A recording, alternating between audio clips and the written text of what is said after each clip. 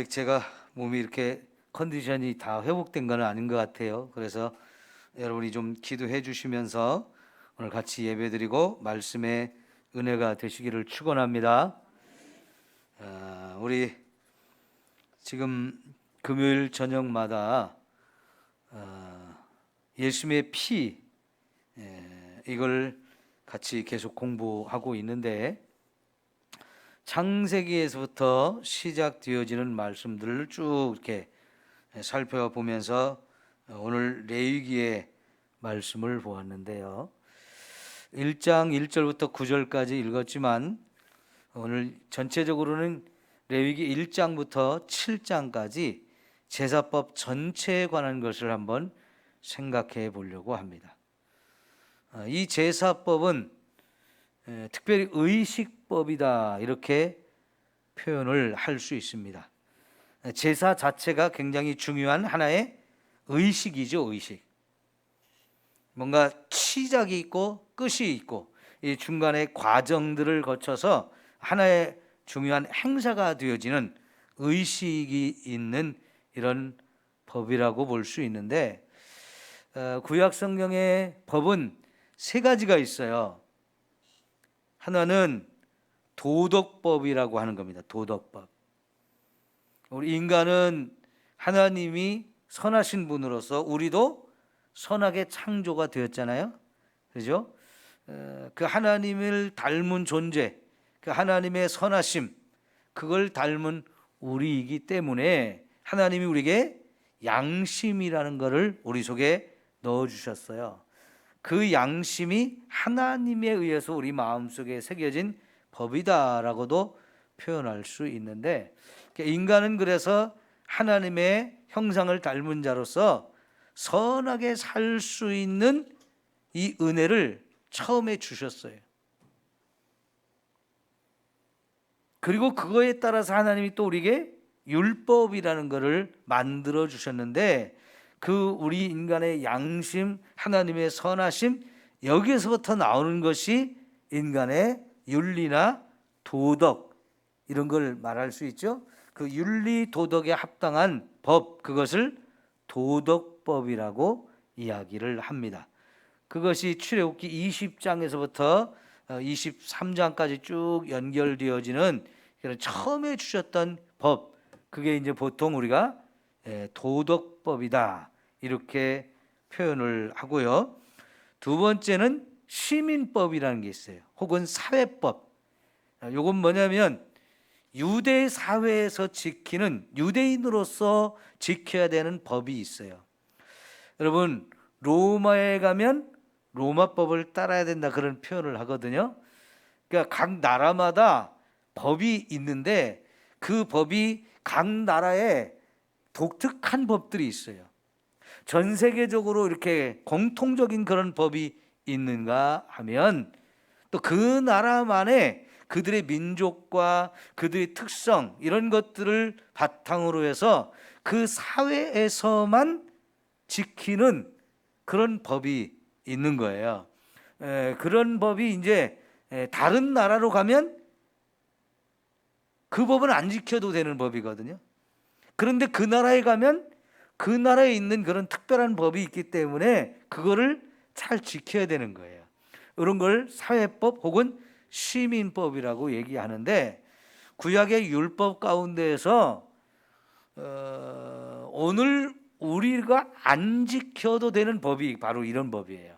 시민법, 사회법이라고 하는 것은 구약 시대에는 분명히 유대 사회에서는 있었지만 오늘 우리에게는 없는 법인 거죠. 이런 법이 이제 시민법 혹은 사회법이라고 하는데 유대 민족, 유대 나라에서만 지키는 그런 법이라고 볼 수 있어요. 그 다음에 세 번째가 의식법이라고 하는 건데 이런 제사를 지내는 그런 관련된 법들, 특히 레위기서에 많은 법들이 나오는데 그 법들이 대부분 이 의식법과 관련이 되어져 있습니다. 예를 들면 여러분 요즘에 우리가 레위기 11장부터 지금 13장까지 보고 있는데 거기 나오는 뭐 정한 음식과 부정한 음식 혹은 피부에 어떤 병이 들었을 때 이것이 정하다 부정하다 이런 것들을 판결하고 그걸 지켜야 되는 이런 법이 있는데, 이것도 사실은 다 그 앞에 있는 제사법과 다 연결이 되어져 있는 법이기 때문에 이런 것들은 의식법이라고 이야기를 하거든요. 자, 그런데 우리가 히브리서를 그동안 이 레위기서를 보다가 히브리서를 같이 보았던 이유가 뭐냐면, 이 레위기서에 나오는 의식법이 대부분 예수님을 통해서 다 성취되어지는 그런 법이라는 것을 히브리서에서 정확하게 우리에게 가르쳐 주었죠. 그걸 이제 우리가 공부를 했는데, 어떤 제사를 지내는 하나의 의식인데, 이 의식을 지켜야 되는, 반드시 지켜야 되는 이런 법을 이제 레위기서에서 주셨단 말이에요. 그런데 그게 한결같이 다 뭐와 관련이 되어 있느냐? 저와 여러분의 구원의 문제를 가르쳐주는, 우리 구원과 관련되는데 너무너무 중요한 법들이에요. 예? 그래서 오늘 이제 그 부분을 같이 살펴보려고 하는데요. 자, 그래서 우리 이제 구원을 받으려면 우리 뭐가 해결돼야 돼요? 죄 문제가 해결되어져야 돼요. 그 죄 문제를 해결하는 방법이 제사법을 통해서 우리에게 가르쳐 줬는데, 그런데 1장부터 7장까지 보면 제사의 5가지 방법을 하나님이 가르쳐 주시죠. 그런데 이 제사의 5가지 방법이 예수님이 오기 전까지는 그게 그대로 지켜야 되는 거였지만, 예수님이 오셔서 십자가에서 자신을 제물로 삼아가지고 자신이 하나님 앞에 제사를 드린 이 십자가의 은혜를 통해서 이 5가지 법이 다 예수님을 통해서 성취가 돼요.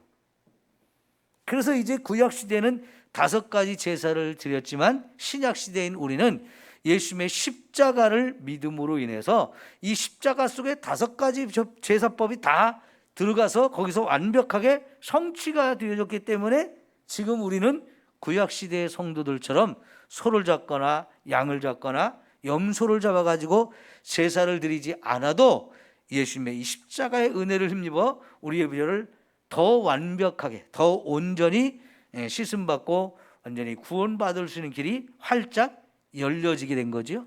그런데 예수님이 오시기 전까지는 이 구약의 이 제사법, 레위기서를 통해서 가르쳐준 이 5가지 제사를 꾸준히 계속해서 지내야만 했던 거예요. 그런데 이 5가지 제사법이 결국은 저와 여러분이 얼마나 심각한 죄인인지도 가르쳐주고, 또 그 죄 문제를 해결하기 위해서 하나님이 우리에게 특별한 방법인 제물을 잡아가지고 하나님께 제사를 드리면서 그걸 통해서 우리 죄를 용서받는 이 구체적인 방법들을 가르쳐 주셨단 말이죠. 그래서 사실 우리가 예수님의 십자가 이거 하나만 믿으면 됩니다. 하지만 그 속에 담겨있는 이 5가지 제사법의 내용을 정확하게 알아야 사실은 예수님의 십자가를 통한 구원의 은혜가 무엇인지도 정확하게 알게 되고, 그 구원의 기쁨과 감격을 우리가 제대로 누릴 수 있다 하는 거지요. 자, 우선 이 제사를 통해서 죄 문제 해결받는 거, 한마디로 표현하면 피 흘림이 없으면 죄 사함도 없다 그랬죠. 뒤집어서 얘기하면 죄 사함을 받으려면 반드시 뭐가 필요하다? 피 흘림이 있어야 된다. 이 피를 흘린다는 얘기는 결국 죄의 싹은 사망이라고 그랬단 말이죠. 어떤 사람이든지 간에 죄를 지으면 죽을 수밖에 없어요. 그래서 이 죄를 해결받기 위해서는 반드시 생명을 내놓아야 되는데, 죄 지은 사람이 내가 죄값 받겠습니다. 난 이 죄로 인해서 이제 죽음 당해도 괜찮습니다. 받아들인다는 거, 그거는 구원이 아니에요.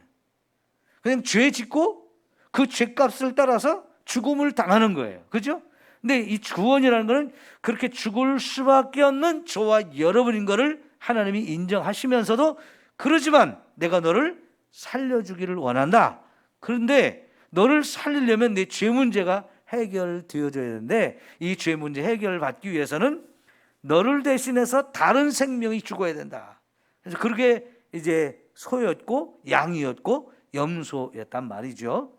자, 그런데 그 소와 양과 염소, 내 생명하고 비교가 안 되잖아요. 황소 100마리가 갔다 오면 제 생명하고 바꿀 수 있나요? 안 되죠? 1000마리 갔다 오면 바꿀 수 있나요? 그것도 안 돼요. 아니, 이 세상에 있는 모든 소하고 내 생명하고 바꾸라고 해도 저는 바꿀 수가 없습니다. 하나님은 그렇지만 소 한 마리 나를 대신해서 죽인 것, 그걸 통해서 내 죄를 용서해 주겠다고 하시고, 양 한 마리, 소 한 마리 나를 대신해 죽인 걸 가지고 내 죄를 용서해 주시겠다라고 하시는 거예요.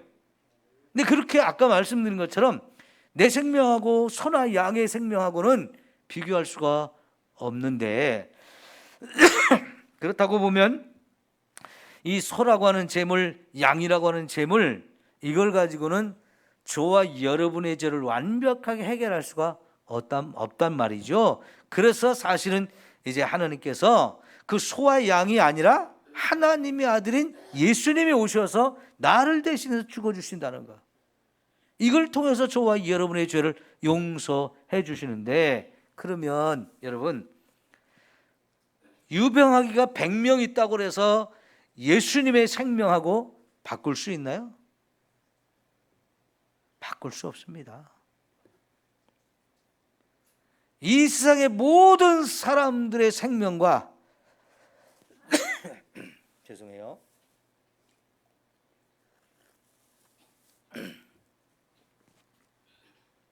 예수님의 생명하고는 비교가 안 돼요. 그만큼 예수님은 하나님의 아들이고 우리는 죄인이란 말이죠. 그런 죄인들, 죽어야 하는 저와 여러분의 생명과 하나님의 아들이신 예수님의 생명하고는 바꿀 수도 없고 비교할 수도 없어요. 그런데 하나님의 아들이 저와 여러분을 대신해서 십자가에 죽어주셨기 때문에 그 한 분이 십자가에 죽어주신 사건을 통해서 이 세상의 모든 죄인을 다 살리고도 충분히 남을 수 있는 예수님이세요.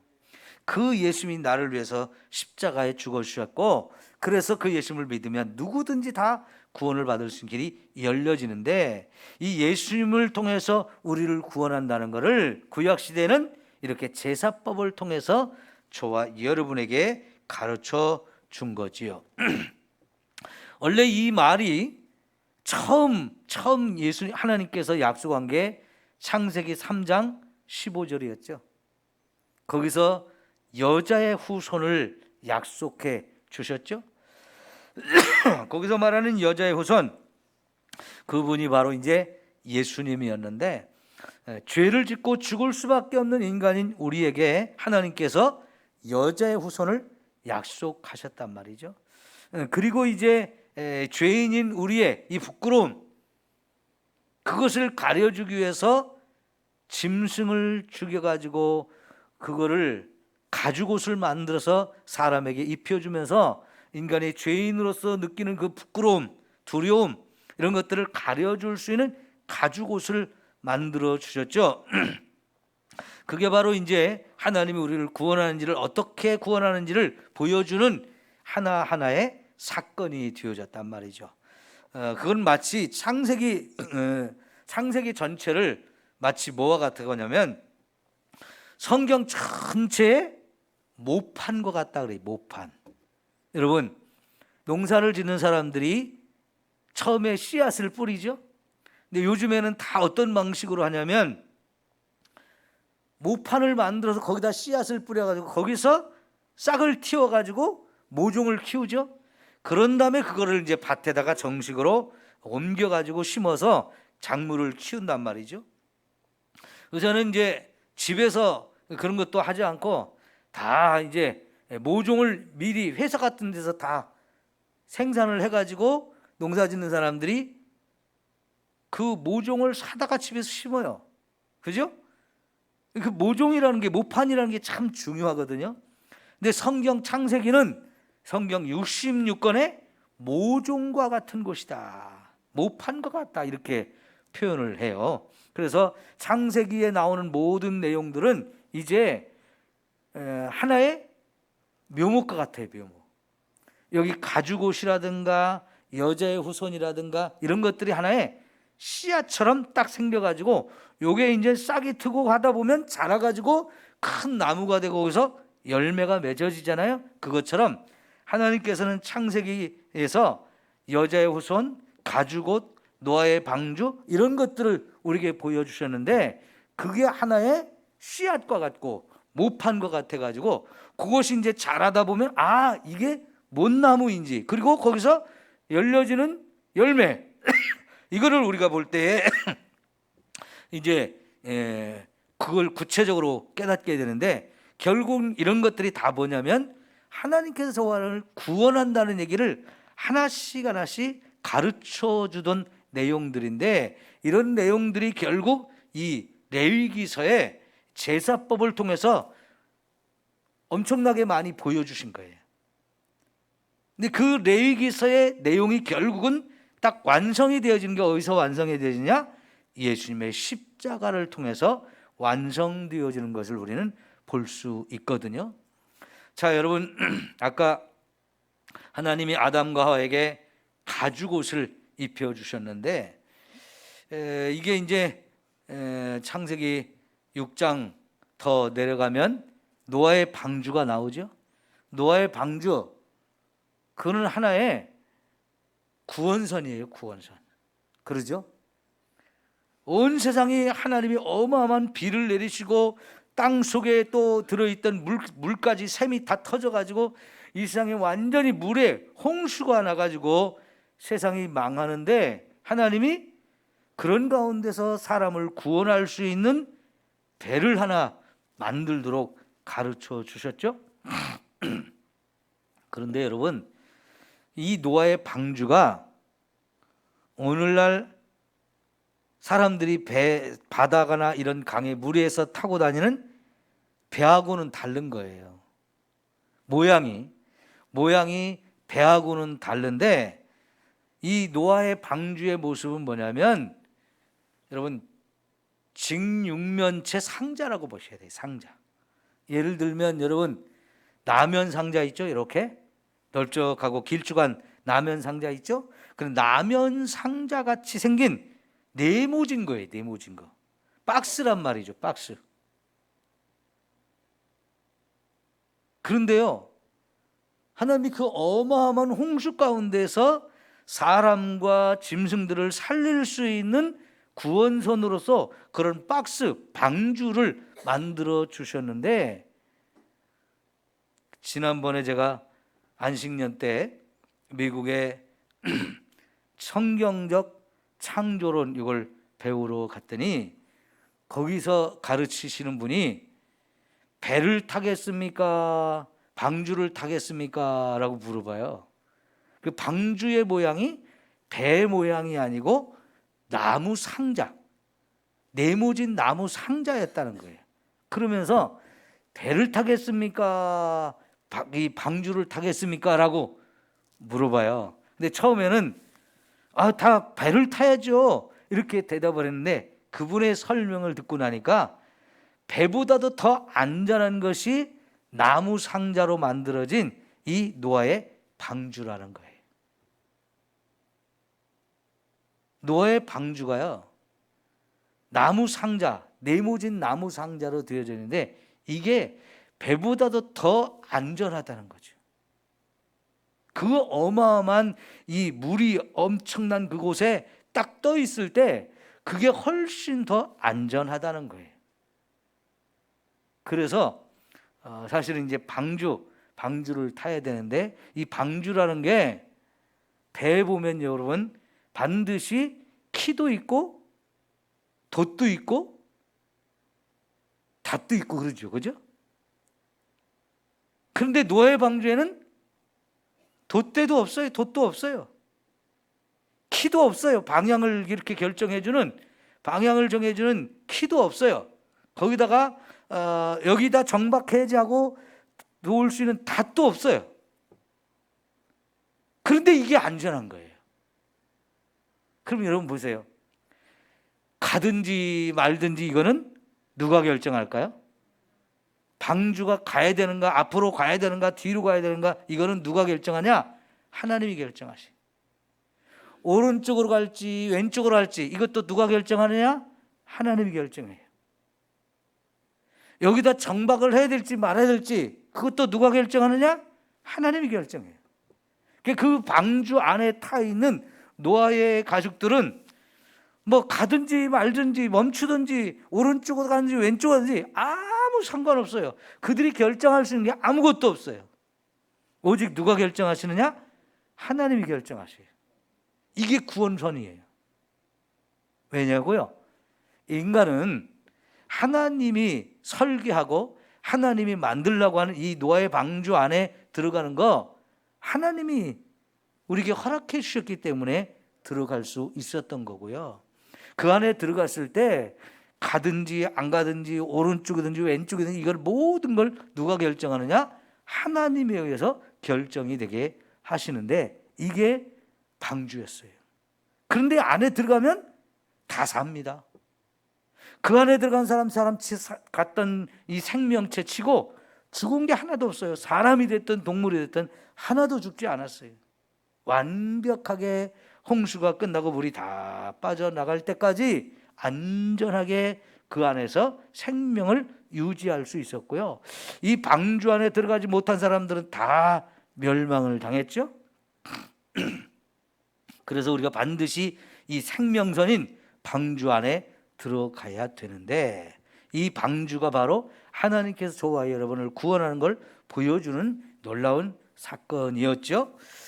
자, 그리고 이제 우리가 출애굽기 와서 유월절 사건을 보았어요. 근데 그 유월절 사건도 결국은 애굽에서 종살이하던 유대인들을 구원해서 하나님의 새로운 나라에 가나안 땅에 들어가서 새로운 하나님의 백성들의 나라를 세워주는 이 모든 과정, 이게 이제 출애굽기 그리고 유월절 사건인데 거기 반드시 유월절 사건에 죽어야 됐는데 살아났단 말이죠.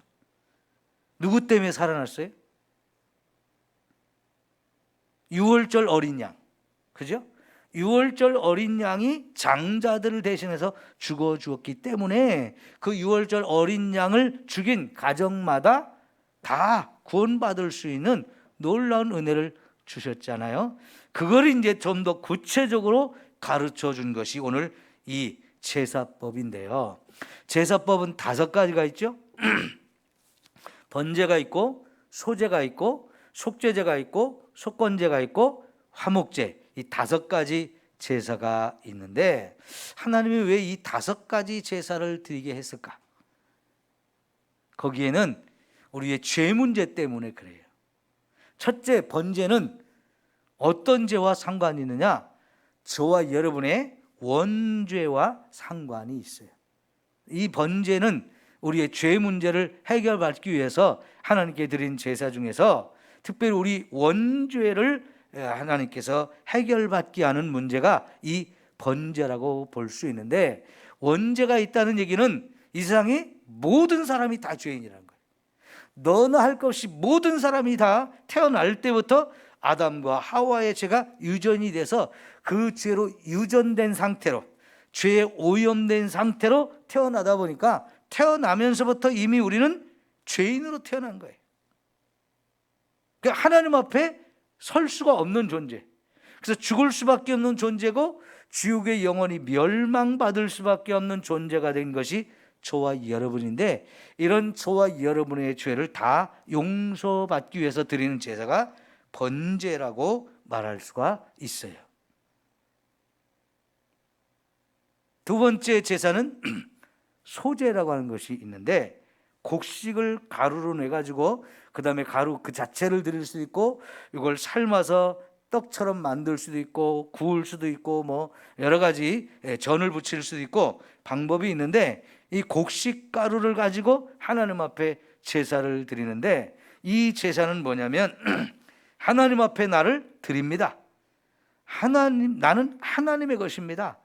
하나님, 내가 하나님의 일꾼이 되어서 충성하고 헌신하겠습니다. 이런 의미가 있는 제사거든요. 그러면 자, 헌신, 충성 이런 건데 헌신과 충성 반대하면 뭘 거예요? 반대하면 그건 내가 주인이 돼서 내 멋대로 살겠다는 거예요.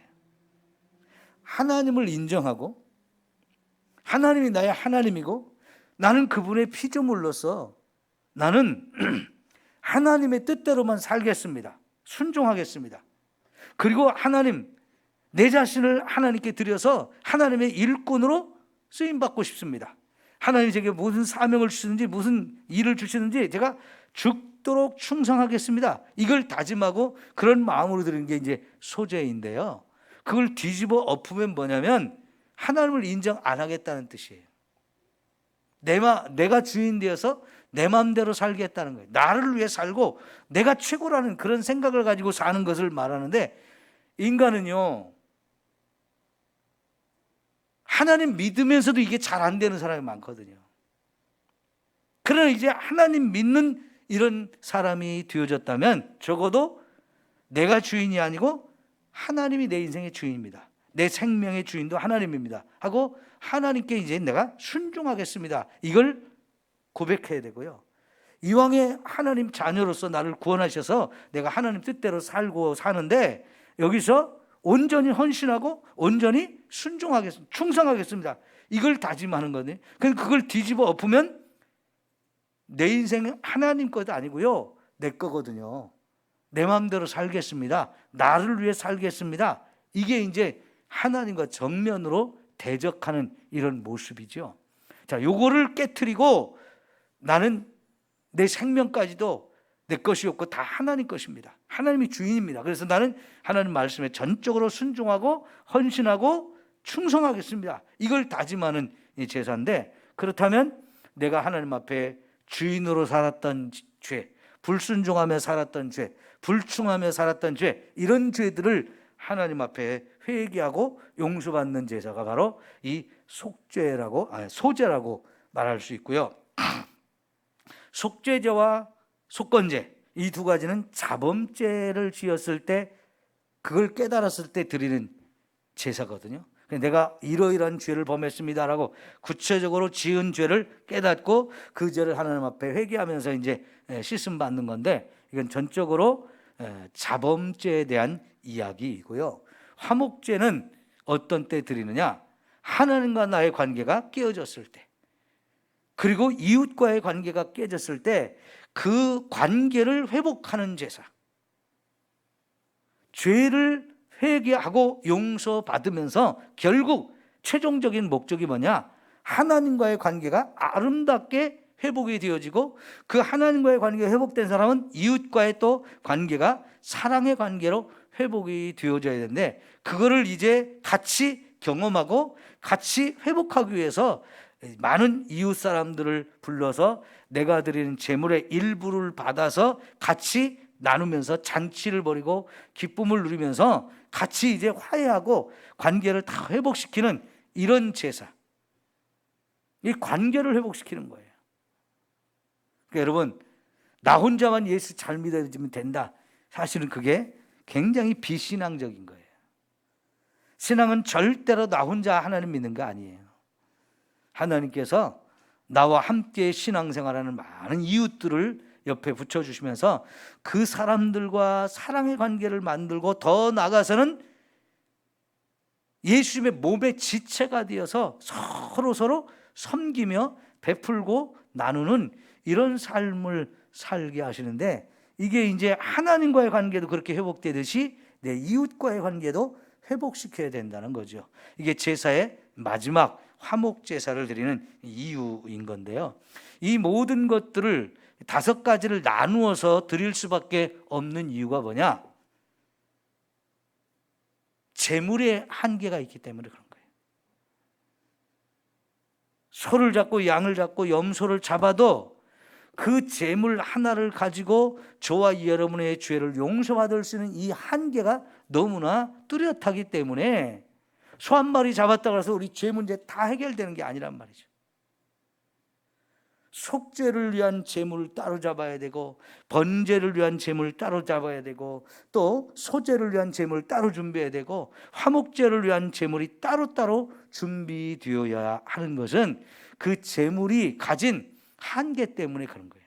그 한 마리 제물을 가지고 우리 죄를 용서받기에는 너무나 그 한계가 있다고 하는 말이에요. 그래서 각각의 다른 제사를 나누어서 드릴 수밖에 없었던 거고요. 예? 그런데 예수님은 저와 여러분의 생명과는 비교할 수 없는 영원한 생명을 가진 하나님의 아들이란 말이죠.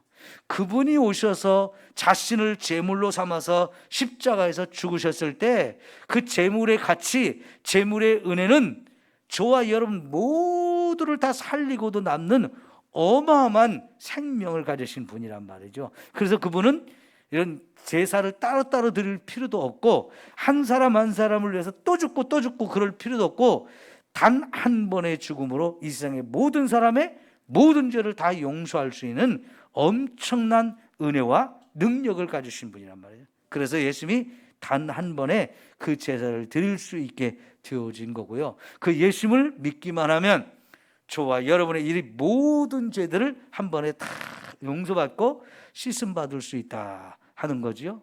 예, 여러분, 그래서 이 레위기 전체적으로는 성경 전체 중에서 피에 관한 얘기가 가장 많은 곳이 레위기서라고 말할 수 있어요. 그 얘기는요, 그만큼 피가 레위기서에 가득하다는 얘기는 하나님이 저와 여러분에게 엄청난 은혜와 사랑을 가장 많이 쏟아부은 곳이 레위기서라고 말할 수 있어요. 레위기서 전체가 피로 가득한 그런 책이라고 볼 수 있는데, 그 피를 통해서 하나님이 저와 여러분의 모든 죄와 더러움과 부정함과 문제들을 다 해결해 주심으로 해서 저와 여러분의 삶이 하나님 안에서 온전히 거룩한 삶을 살아갈 수 있는 이런 은혜를 허락해 주시는 거죠. 그럼에도 불구하고 이것은 미완성인데, 신약시대에 예수님이 오셔서 십자가에 죽어주심으로 해서 이 모든 걸 완벽하게 한꺼번에 다 묶어가지고 완벽하게 성취해 주신 분이 바로 우리 예수님의 십자가의 은혜인 줄 믿습니다. 여기 레위기서에 아무리 많은 피가 흘려졌다 해도 예수님의 피 한 방울과도 바꿀 수가 없어요. 여기 레위기서에 아무리 많은 짐승이 수백 번 수천 번 반복해서 죽어지고 또 죽어진다 할지라도 예수님이 십자가에 흘리신 피 한 방울과도 비교할 수 없는 그런 것이라면, 그러니 여러분, 예수님께서 십자가에서 자신의 모든 피를 다 흘려서 저와 여러분에게 쏟아 부어 주신 것은 그 예수님의 은혜가 엄청나게 큰 거예요. 그 은혜를 오늘 저와 여러분이 힘입고 그 예수님의 보혈을 힘입어서 죄도 다 씻음받고 더러움도 다 씻음받고 우리의 연약함도 다 덮어주시고 우리의 삶의 모든 문제도 하나님이 다 해결해 주시는 이 엄청난 은혜를 예수님의 보혈을 통해서 우리 다 경험할 수 있기를 축원합니다. 기도합시다.